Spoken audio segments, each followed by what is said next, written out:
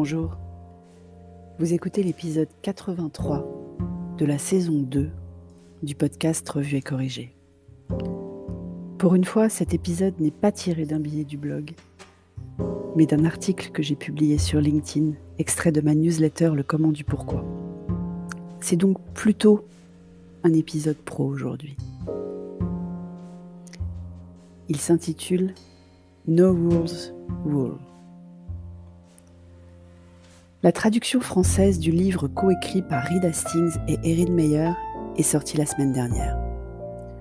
Ça fait un moment que j'avais envie de vous en parler, c'est l'occasion. J'avais lu la version anglaise en septembre, et je ne peux que vous le recommander, même si, comme souvent, la mise en pratique de bonnes pratiques n'est pas forcément évidente. La règle, pas de règle, et la traduction du titre No Rules Rules. Ça sonne moins bien déjà, non ?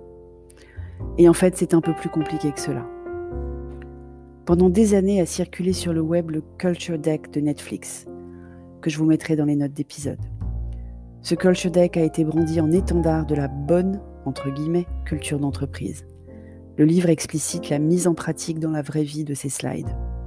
Ou comme Reed Hastings aime à le dire, comment gérer un groupe d'impro de jazz plutôt qu'un orchestre symphonique. Pour une fois, ce livre écrit à 4 mains précise qui a écrit quoi, en renvoyant dos à dos les préceptes de Reed Hastings et les interviews complémentaires et analyses de Erin Meyer. Cette construction originale rend la lecture assez fluide, puisqu'Erin Meyer devient la porte-parole des lecteurs, en challengeant les préceptes de Reed Hastings et en posant les questions soulevées par les recommandations du fondateur génial de Netflix. Ce que je retiens des 9 principes de management appliqués. D'abord, candeur et feedback. Les salariés sont encouragés à critiquer ce qui ne leur convient pas dans le contenu ou l'attitude. Dur à faire et encore plus difficile à accepter.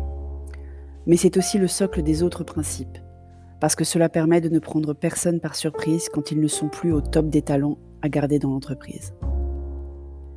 Deuxièmement, contrôle a posteriori sur les dépenses. Achats, notes de frais, etc. Avec une seule règle, faire ce qui est le mieux pour la société. Dans notre monde de politique voyage et de services achats surdimensionnés, c'est détonnant.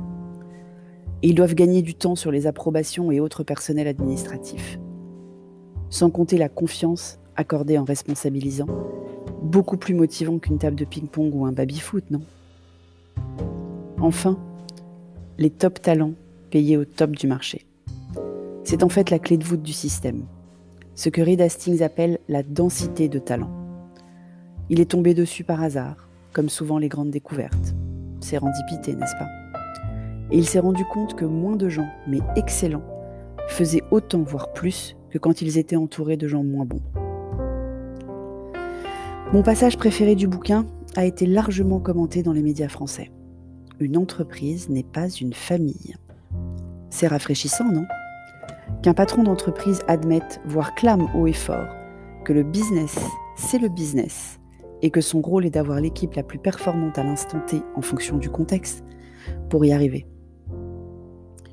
Reed Hastings préfère comparer l'équipe à une équipe de sport professionnel et son job à celui de sélectionneur. Alors bien sûr, si tu préfères lire la critique d'un professionnel, je te recommande un article que je mettrai dans les notes d'épisode qui résume très bien l'intérêt du livre, que vraiment je te conseille de lire. Et si ce podcast te plaît, n'oublie pas que j'ai ouvert un Buy Me a Coffee, donc n'hésite pas à y passer pour m'offrir un café ou une coupe de champagne. Merci de m'avoir écouté. À bientôt.